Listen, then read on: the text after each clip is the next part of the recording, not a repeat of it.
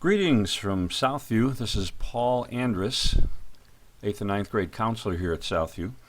Purpose of this screencast is to give you all the information you need to register for 8th grade, both on the paper copy as well as online. I'm going to begin today by looking at a sample 8th grade schedule so you can see how things fit together, the different courses you'll take, and where they fit in the day, which is somewhat different than the 7th grade schedule. The first block of the day, period 1, 2, both A and B day, is an elective music and Phy Ed block for 8th grade. Pretty much all of the elective music and Phy Ed classes are housed in that block. As we move on, all students take language arts. There are two choices for language arts: regular language arts, which the majority of students take, and enriched language arts, which is characterized by a number of different things you'll see here on the screen.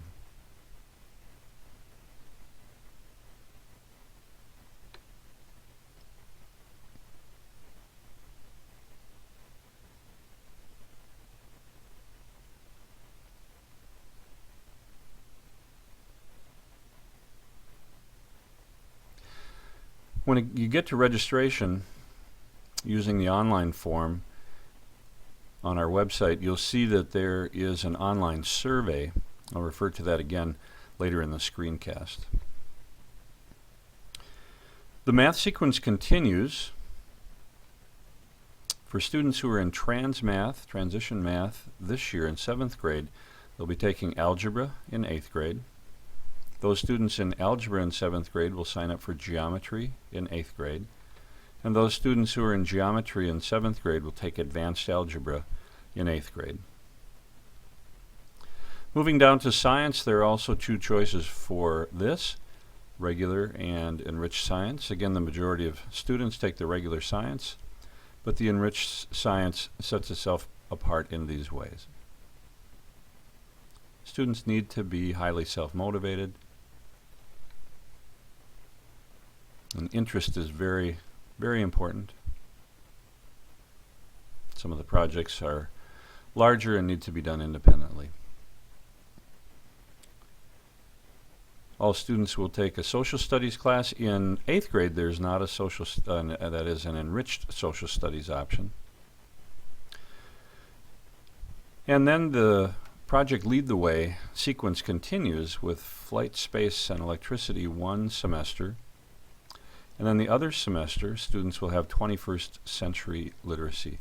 You'll be able to see all of the descriptions for all the classes on our online catalog. Most students take a world language. They'll continue on. If they started in 6th grade, they'll continue on with level 2A. Some students are not in world language because they're in a resource room or an intervention of some type, like a math support or ESL, something like that, and that's just fine. Going back to the elective block, we can take a look at how we can fill this block in.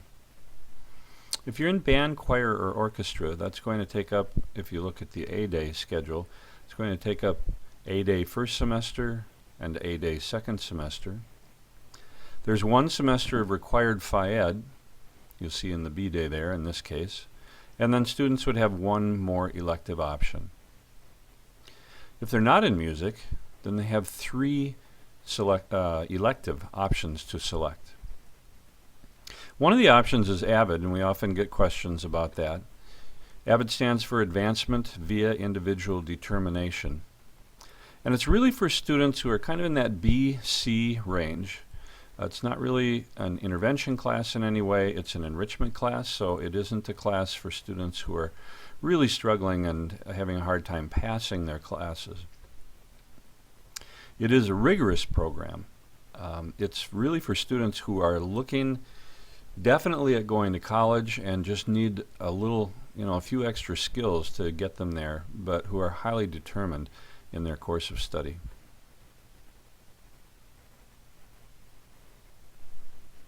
Once again, it is not a remedial program. It's an enrichment program for students who are planning to go to college. So we'll take a look at the actual registration form here. Fairly straightforward. If you haven't been to our website yet, you can find this form on the website with links to the surveys that you need to take if you're looking at enriched courses. We ask that you get this part in legibly, because over the summer, if there's a course that gets dropped or something, we need to contact you. It would be great to be able to do it off of this form. And if you haven't been into Schoolview, there are instructions on the website for how to get into Schoolview to do registration. First thing that you're going to enter into Schoolview when you get into the registration site are these 5 6-digit numbers. All students take those 5 classes. Next, you need to choose one of the math classes. And you're going to enter that 6-digit number into Schoolview. Then for science, you'll either enter science or enriched science. For language arts, you'll enter the 6-digit number for language arts, and if you choose enriched language arts, and you need to be sure to take this survey, you won't be fully registered for enriched language arts until you do that as well. As I mentioned earlier, if students started one of our languages in 6th grade or before, the 8th grade level is 2A. If students haven't been in a language but are starting a language, that would be Spanish is our only entry point in 8th grade, and that is beginning Spanish, Spanish 1A, which begins from scratch. As I mentioned earlier, students who are in special education, ELL, lit skills, math support won't necessarily be taking a world language, and if you know that's true, you can select this box, and then you don't need to put anything in Schoolview for that. We'll take care of getting those numbers in there for you. Then it's down to the elective courses, and you'll notice that you need to choose a total of 3 credits. And you'll see that some classes are worth 2 credits. 1 credit is 1 semester class, 2 credits, typically a full year class. So some classes, like the music classes and AVID, are worth 2 credits because they're full year classes. Others are worth 1 credit because they're a semester class. So you're going to fill up your schedule, as you can see, with 2 credits of men's choir, 1 credit of intro to drama, creates 3 credits, or 3 single credits. If you are interested in taking AVID, go ahead and sign up for that, but realize that there will also be an interview process in which students describe why they are interested in AVID to the AVID teachers.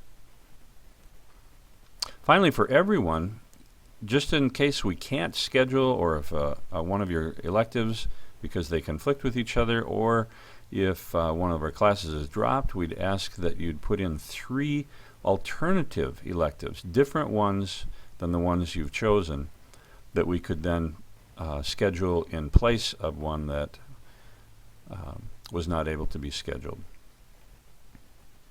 The forms are due Tuesday, February 24th to your advisory teacher, and the online registration is also due the same day. After that time, the registration tab in Schoolview will disappear, and we'll need to work together through the office here. So the process to register through Schoolview looks like this.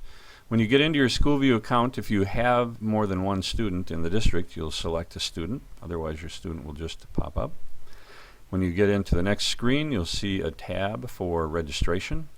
Once you click on that, you'll get to this page. You're going to begin entering those 6-digit numbers up in this box. When you enter the number, courses will pop up. You click on the course, and then it will give you 2 indicators, one up here that it was added successfully, and then you'll see it on a list. The entire list will be shown here. Once you've gotten all your courses in, then you can proceed to review and confirm registration. You'll see a list of all of your classes here At that point, you can either go back if you need to add or delete anything, and then hit Confirm Requests. When we get to this page, there's always some question about whether this should be turned in. You do not need to turn this in. This one is simply for your records.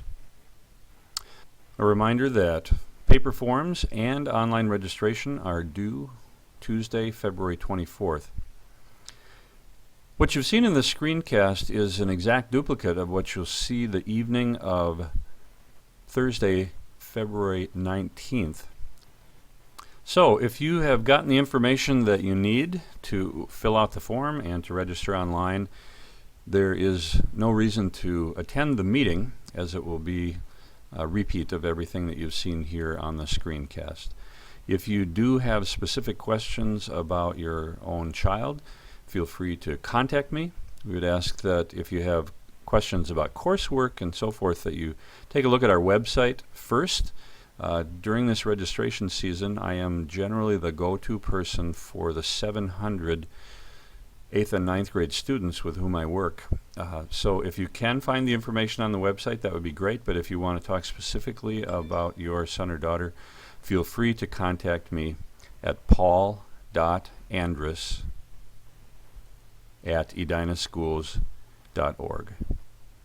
Thanks, and have a great day.